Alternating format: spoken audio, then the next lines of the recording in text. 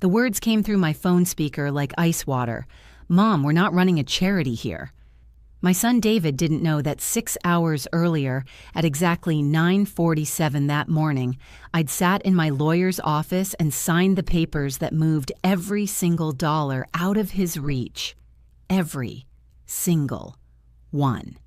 My name is Margaret, but everyone calls me Maggie.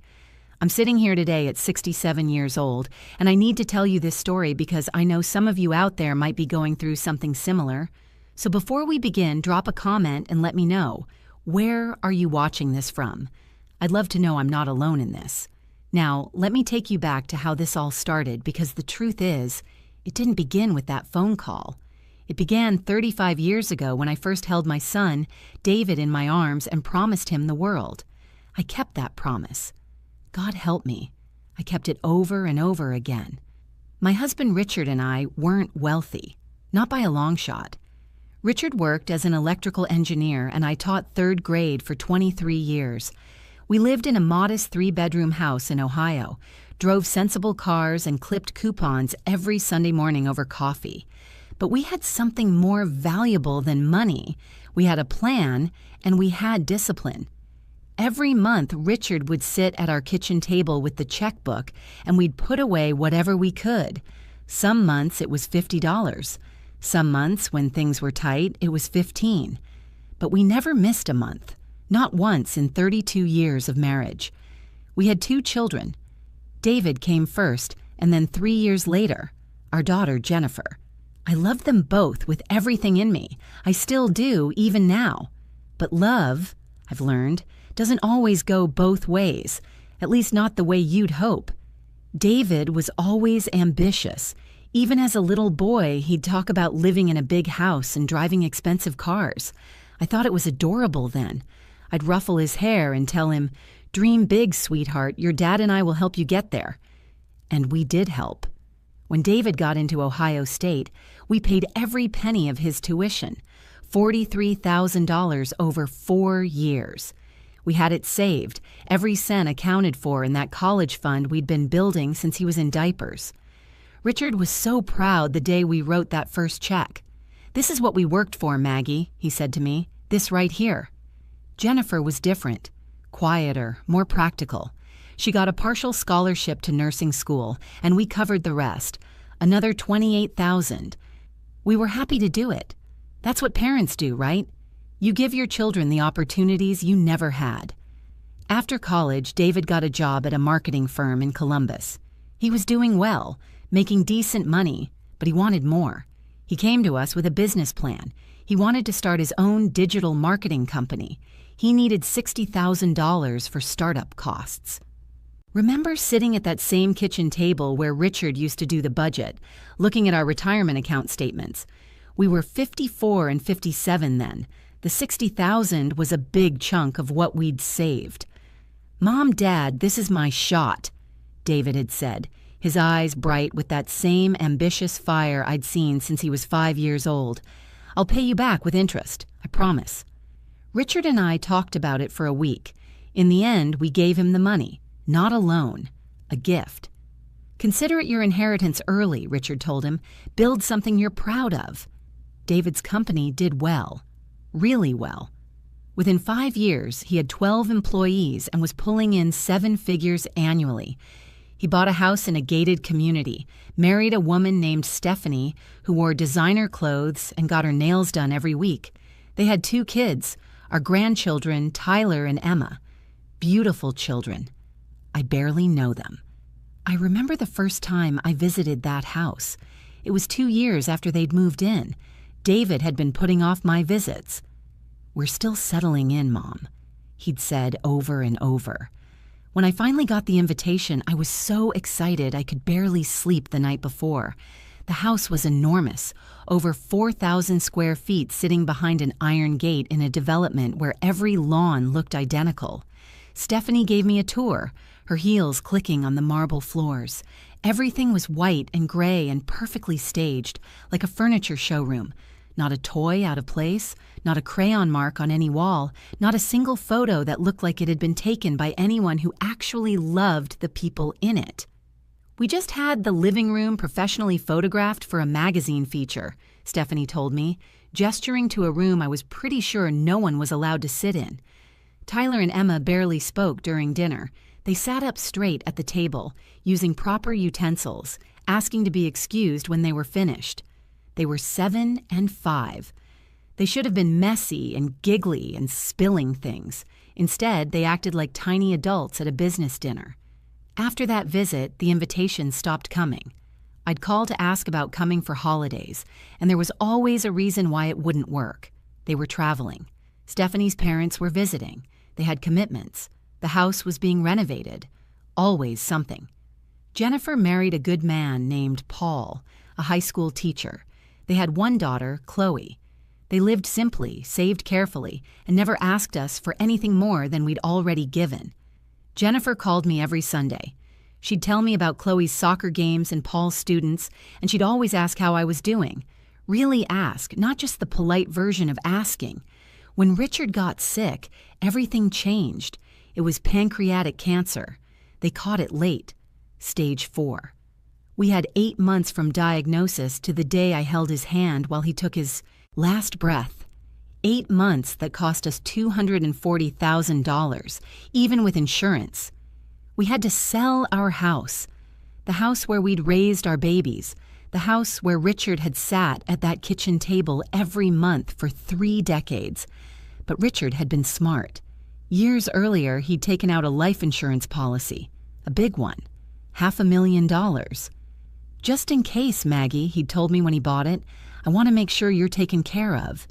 When Richard died, I was 64 years old, living in a small apartment, and suddenly I had money in the bank, more money than I'd ever had at once in my entire life. After paying off the last of the medical bills and the funeral expenses, I had $470,000. But here's the thing about grief. Money doesn't soften it. Not even a little bit. I'd wake up at 3 in the morning reaching for Richard's hand, and the empty space beside me felt like a wound that wouldn't heal. I'd make coffee in the morning and automatically pour 2 cups before remembering. I'd see something funny on TV and turn to share it with him, only to find myself talking to an empty room. The apartment was so quiet I could hear my own heartbeat. I started leaving the TV on all day just for the noise. I'd go to the grocery store and buy Richard's favorite foods out of habit, then stand in my kitchen staring at them, wondering what I was supposed to do now. I was surrounded by all this money and absolutely drowning in loneliness. David called me 3 days after the funeral, not to see how I was doing, to ask about the life insurance. "So, Mom, I heard Dad had a pretty substantial policy. That's great, really great. You're all set now, right?" All set. As if money could replace 40 years of marriage. As if a check could fill the space in my bed where Richard used to sleep. But I didn't say that. I just told him yes, I'd be okay financially. "That's such a relief," he'd said. Stephanie and I were worried. "Hey, listen, I've been meaning to talk to you about this business opportunity. There's this commercial property that just came on the market," and I'd cut him off. "David, I just buried your father 3 days ago."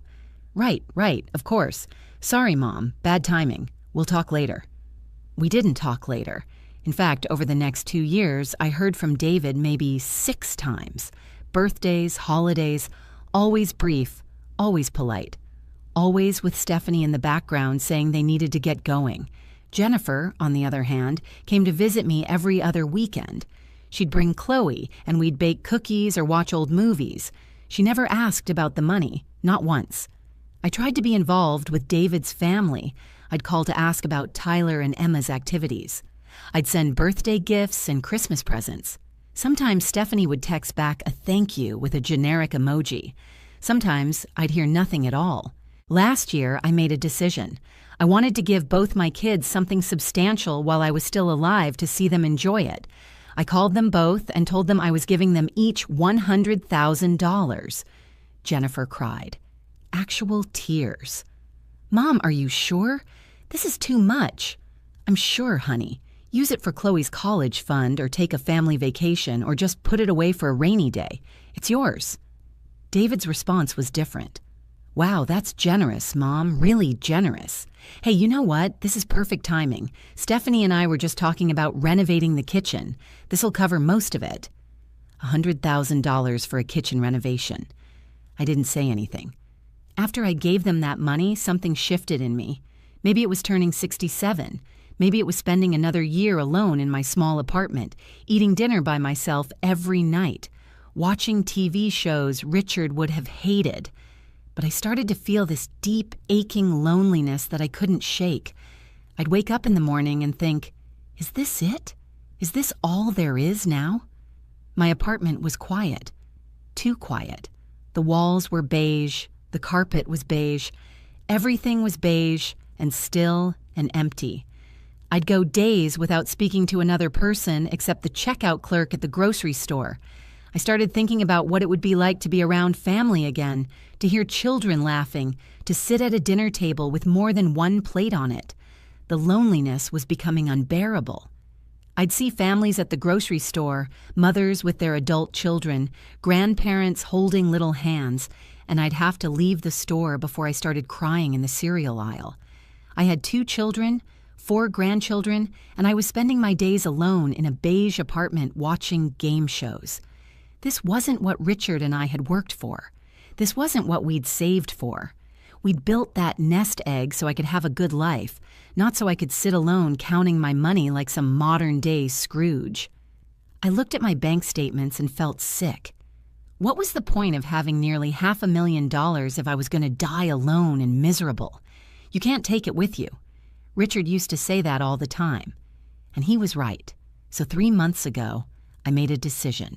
I'd ask if I could come stay with one of my kids for just a week, maybe help out with the grandkids, cook some meals, just be part of a family again for a little while. 1 week. That's all I wanted. 7 days to feel like I belonged somewhere.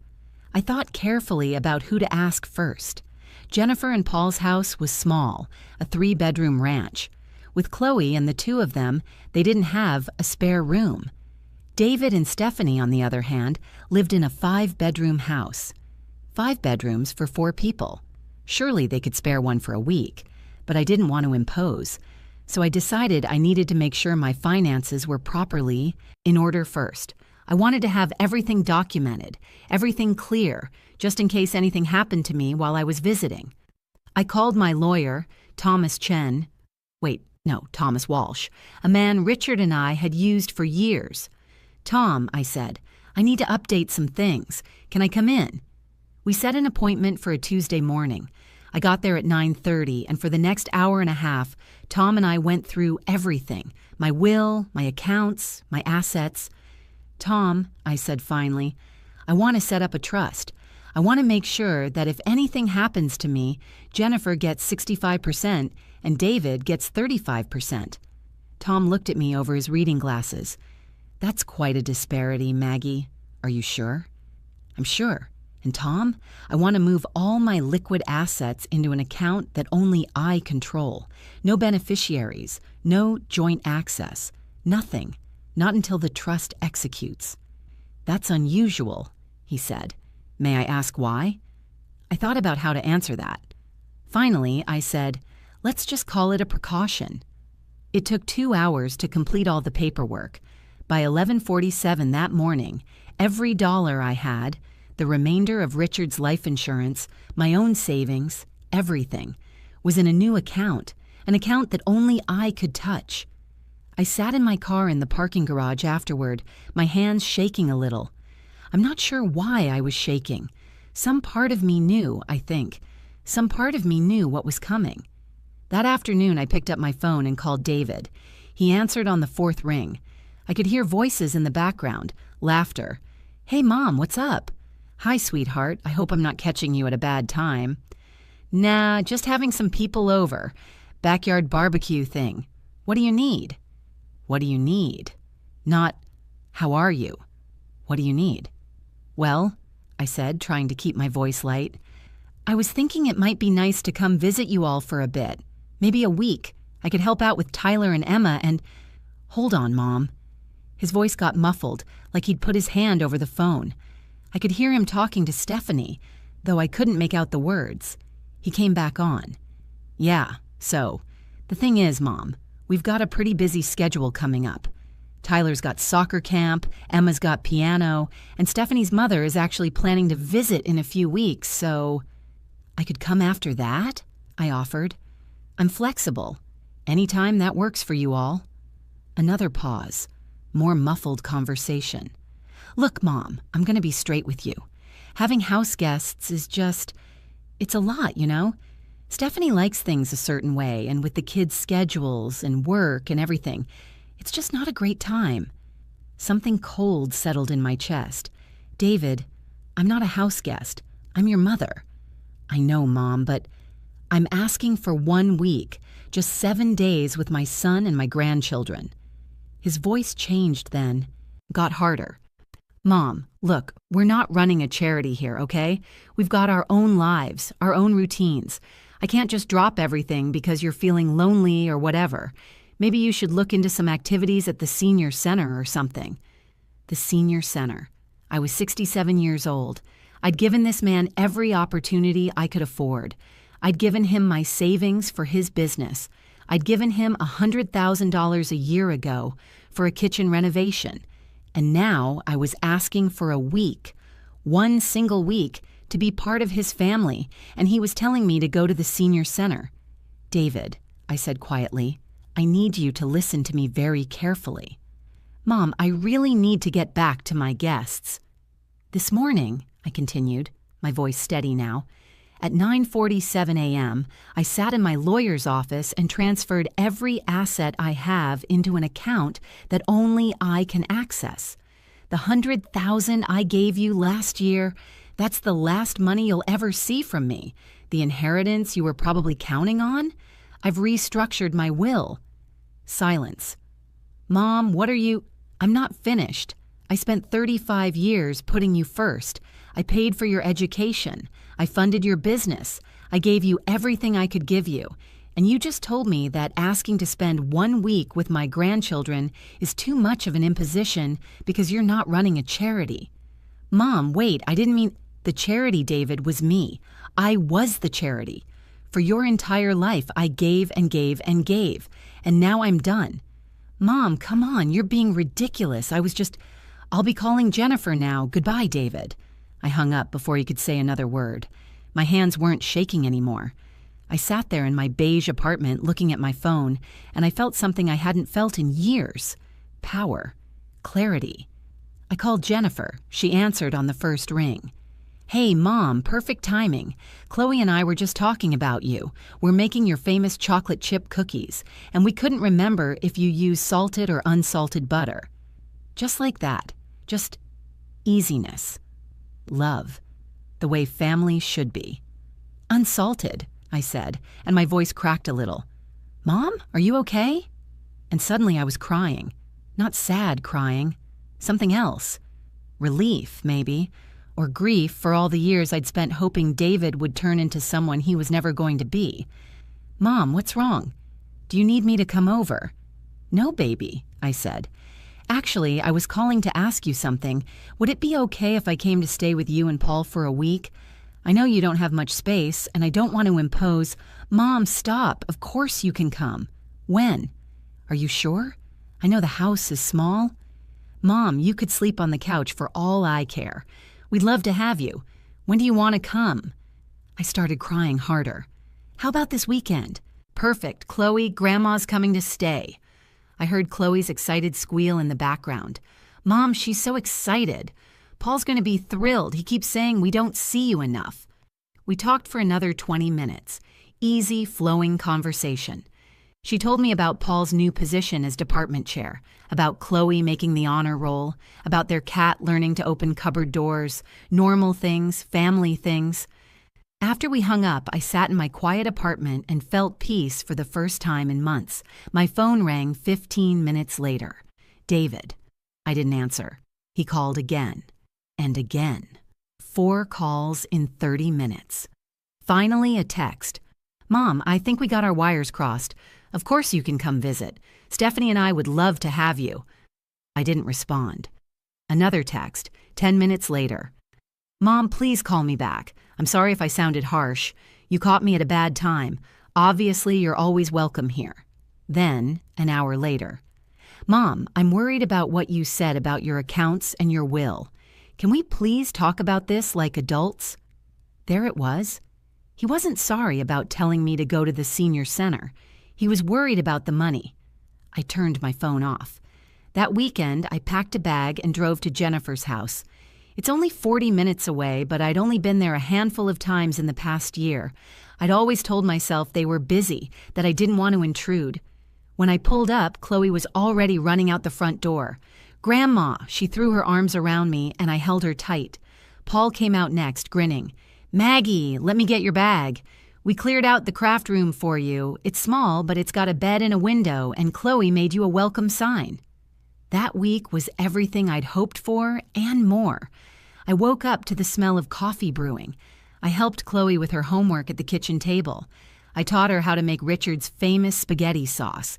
Paul and I watched baseball games in the evening while Jennifer and Chloe worked on a puzzle. We played board games. We laughed. We were a family.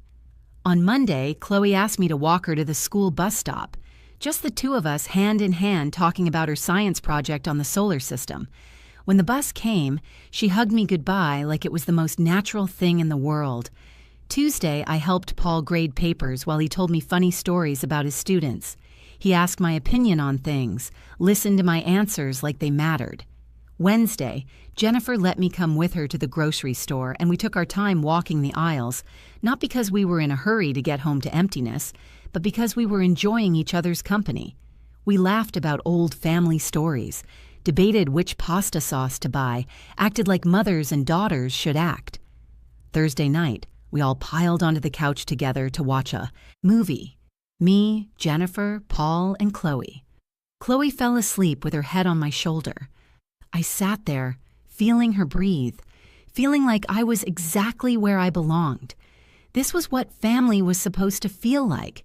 If you're enjoying this story, and if you want to hear more stories like this one, hit that subscribe button. You won't regret it. On the third day of my visit, Jennifer and I were sitting on her back porch while Chloe played with the neighbors' kids in the yard. "Mom," Jennifer said quietly, "David's been calling me." I figured he might. "He's pretty upset. He says you're being irrational. He says you threatened to cut him out of your will over a misunderstanding." I took a sip of my iced tea. "What do you think?" Jennifer was quiet for a long moment. "I think David's been taking you for granted for a very long time, and I think you finally had enough. He told me you weren't running a charity when I asked to visit for a week." Jennifer's jaw tightened. "He said that? Those words exactly?" "Those words exactly. Mom, I'm so sorry." "Don't be sorry, honey. It wasn't you." I reached over and squeezed her hand. "Can I tell you something?" "Of course." "Last year, when I gave you and David each $100,000, do you know what he spent it on?" He mentioned something about a kitchen renovation. "A kitchen renovation. Jennifer, you put yours in a college fund for Chloe. You used some of it to fix Paul's car. You used it for things that mattered. David spent $100,000 on marble countertops and designer appliances." Jennifer didn't say anything. "I'm not cutting David out completely," I continued. "He'll still inherit something, but the bulk of everything, the money Richard and I saved, the life insurance, all of it, it's going to go to you, because you've shown me what family actually means." "Mom, you don't have to." "I want to. You've earned it, honey. Not because you were trying to earn it, but because you loved me without expecting anything in return."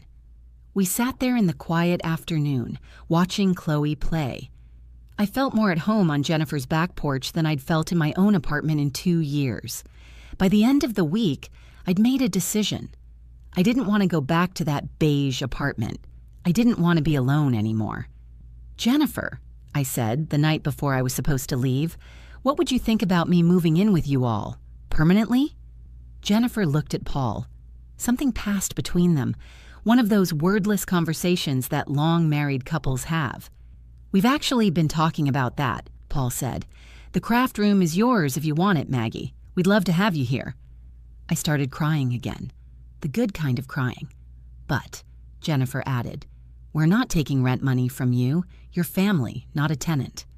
How about I pay for groceries? I offered. And I can help with Chloe after school? Give you two some time together? Deal, Paul said, reaching over to hug me. I moved in 2 weeks later. David called me 37 times during those 2 weeks. I answered once, on a Tuesday afternoon. Mom, thank God, I've been so worried. Have you, David? Of course I have. Mom, I'm so sorry about what I said. I was stressed. I wasn't thinking clearly. Stephanie and I have been talking, and we really want you to come stay with us for however long you want. That's generous of you. So you'll come. We can pick you up this weekend. David, I'm not coming. I'm moving in with Jennifer and Paul. Silence. You're... what? I'm moving in with your sister. I asked her if I could stay for a week, and by day 3, they invited me to move in permanently. That's what family does, David. They make room. Mom, that's not fair. You didn't even give me a chance to... I gave you a chance. I gave you 35 years of chances. I gave you every opportunity, every dollar I could spare, and when I asked for 1 week of your time, you told me you weren't running a charity. I said I was sorry. David, you're sorry you might lose your inheritance. You're not sorry you hurt me. That's not true. Isn't it? Tell me, when was the last time you called me just to see how I was doing? Not to ask for something, not because it was a holiday, but just because you wanted to talk to your mother. He couldn't answer. That's what I thought. David, I love you. I will always love you, but I'm done giving you pieces of myself while getting nothing back. So you're punishing me by giving everything to Jennifer? I'm not punishing you, I'm rewarding her. There's a difference. I could hear him breathing on the other end of the line. How much am I getting? From the will? And there it was, the only thing he really cared about. Enough to know I kept my promises to you, I said, but not enough to retire on. You'll get about 35% of my estate. Jennifer gets the rest. 35%? Mom, that's not fair. I'm your son. And Jennifer is my daughter who showed up. The math seems fair to me. Stephanie's not going to believe this. Give Stephanie my regards, I said. Goodbye, David. I hung up and blocked his number. That was 3 months ago. I live with Jennifer, Paul, and Chloe now. My room is small, but it's mine. I've painted it a soft yellow that reminds me of sunshine. I have photos of Richard on the dresser, and every morning I wake up to the sound of my family moving around the house. I make breakfast on weekends. I help Chloe with her algebra homework, even though I have to watch YouTube videos to remember how to do it. I have dinner with people I love every single night. The difference between my old life and this one is like night and day. In that beige apartment, I could go 3 days without saying more than thank you to a cashier. Here, I can't go 3 minutes without someone asking me a question or telling me a story, or just sitting down next to me because they want to be near me. Last Tuesday, Chloe came home upset about something a girl said to her at school. She didn't go to her room. She didn't text her friends. She came and found me in the kitchen, and we talked for an hour while I taught her how to make snickerdoodles. That's what I was missing. That's what David's money could never buy. Jennifer and I have coffee together every morning before she leaves for her nursing shift. Paul and I have a standing Tuesday night chess game. Chloe and I are working our way through all the classic movies she's never seen. Last week was The Princess Bride, and she loved it. I'm not lonely anymore. David sent a letter about a month ago, not to me, to Jennifer, asking her to talk sense into Mom. Jennifer showed it to me, and we both just shook our heads. Last week, Stephanie called Jennifer. She wanted to know if I was mentally competent and whether I'd been unduly influenced to change my will. Jennifer told her that I was sharp as a tack and making my own decisions, and then she hung up. I don't hate David. I'm not even angry anymore. I'm just done. Done giving to people who only know how to take. The money I worked so hard to save, the life Richard and I built, it's going to go to the person who valued me, not the person who valued what I could give them. Some people might think I'm being too harsh. Maybe David really was just having a bad day when I called. Maybe he didn't mean it the way it sounded. But here's what I've learned at 67 years old. People show you who they are in the small moments. When David thought I was just his lonely mother asking for a favor, he showed me exactly how much space I took up in his life. None. When you give someone every advantage, every opportunity, every dollar you can spare, and they still can't give you a week of their time, that tells you everything you need to know. It's not about the money. It's never been about the money. It's about being seen, being valued, being loved for who you are, not what you can provide. I gave David his shot at success. I gave him education, capital, and $100,000 for marble countertops. What I needed from him cost nothing, just room at his table, time with my grandchildren, the simple acknowledgement that I mattered to him beyond what I could give. He couldn't even give me that, but when I asked Jennifer if I could stay, she said yes before I could even finish the sentence. That's the difference. That's why I'm here, in Jennifer's house, in my yellow room with photos of Richard smiling at me from the dresser. That's why my will is structured the way it is. And that's why, when David finally realizes that I'm sorry without changed behavior is just noise, it'll be too late. I don't owe anyone access to my life or my money just because we share DNA. I earned every dollar Richard and I saved. I get to decide where it goes. And I've decided it goes to the people who made room for me at their table.